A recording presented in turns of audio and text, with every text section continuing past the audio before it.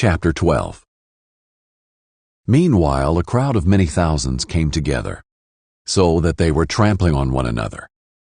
He began to say to his disciples first, "Be on your guard against the leaven of the Pharisees, which is hypocrisy. There is nothing covered that won't be uncovered, nothing hidden that won't be made known.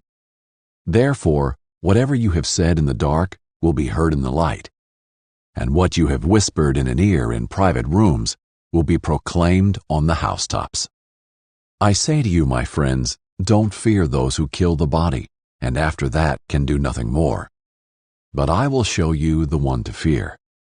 Fear him who has authority to throw people into hell after death. Yes, I say to you, this is the one to fear. Aren't 5 sparrows sold for 2 pennies? Yet not one of them is forgotten in God's sight. Indeed, the hairs of your head are all counted. Don't be afraid. You are worth more than many sparrows. And I say to you, anyone who acknowledges me before others, the Son of Man will also acknowledge him before the angels of God.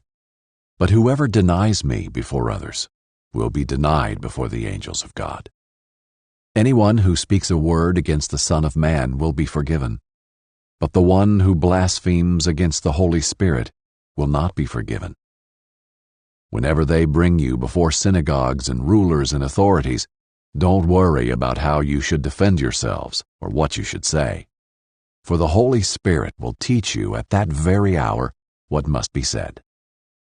Someone from the crowd said to him, "Teacher, tell my brother to divide the inheritance with me."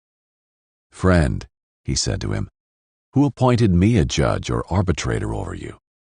He then told them, "Watch out and be on guard against all greed, because one's life is not in the abundance of his possessions." Then he told them a parable. A rich man's land was very productive.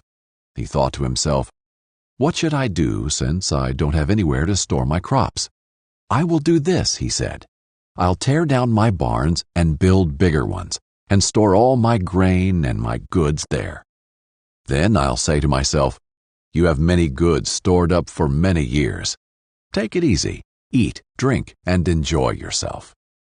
But God said to him, "You fool, this very night your life is demanded of you. And the things you have prepared, whose will they be?" That's how it is with the one who stores up treasure for himself and is not rich toward God. Then he said to his disciples, "Therefore I tell you, don't worry about your life, what you will eat, or about the body, what you will wear, for life is more than food, and the body more than clothing. Consider the ravens. They don't sow or reap. They don't have a storeroom or a barn, yet God feeds them. Aren't you worth much more than the birds? Can any of you add 1 moment to his lifespan by worrying? If then you're not able to do even a little thing, why worry about the rest? Consider how the wild flowers grow. They don't labor or spin thread. Yet I tell you, not even Solomon, in all his splendor, was adorned like one of these. If that's how God clothes the grass, which is in the field today and is thrown into the furnace tomorrow, how much more will he do for you, you of little faith? Don't strive for what you should eat and what you should drink, and don't be anxious. For the Gentile world eagerly seeks all these things, and your Father knows that you need them. But seek his kingdom, and these things will be provided for you.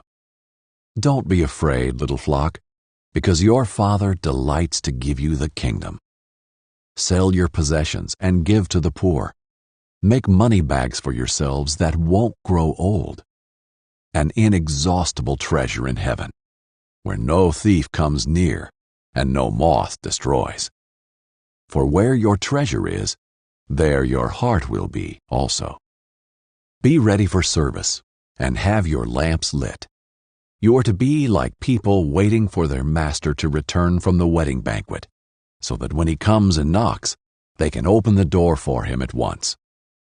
Blessed will be those servants the master finds alert when he comes. Truly, I tell you, he will get ready have them recline at the table, then come and serve them.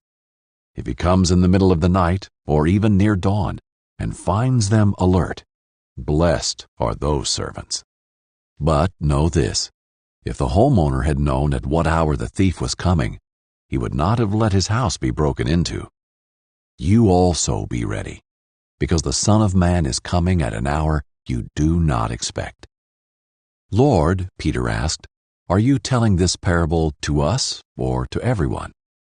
The Lord said, who then is the faithful and sensible manager his master will put in charge of his household servants to give them their allotted food at the proper time? Blessed is that servant whom the master finds doing his job when he comes. Truly, I tell you, he will put him in charge of all his possessions. But if that servant says in his heart, my master is delaying his coming, and starts to beat the male and female servants, and to eat and drink and get drunk, that servant's master will come on a day he does not expect him, and at an hour he does not know. He will cut him to pieces and assign him a place with the unfaithful. And that servant who knew his master's will and didn't prepare himself or do it will be severely beaten. But the one who did not know and did what deserved punishment will receive a light beating. From everyone who has been given much, much will be required, and from the one who has been entrusted with much, even more will be expected. I came to bring fire on the earth, and how I wish it were already set ablaze. But I have a baptism to undergo, and how it consumes me until it is finished. Do you think that I came here to bring peace on the earth? No, I tell you, but rather division. From now on, 5 in one household will be divided, 3 against 2, and 2 against 3. They will be divided, father against son, son against father, mother against daughter, daughter against mother, mother-in-law against her daughter-in-law, and daughter-in-law against mother-in-law. He also said to the crowds, when you see a cloud rising in the west, right away you say, a storm is coming. And so it does. And when the south wind is blowing, you say, it's going to be hot, and it is. Hypocrites! You know how to interpret the appearance of the earth and the sky, but why don't you know how to interpret this present time? Why don't you judge for yourselves what is right? As you are going with your adversary to the ruler, make an effort to settle with him on the way. Then he won't drag you before the judge. The judge hands you over to the bailiff, and the bailiff throw you into prison. I tell you, you will never get out of there until you have paid the last penny.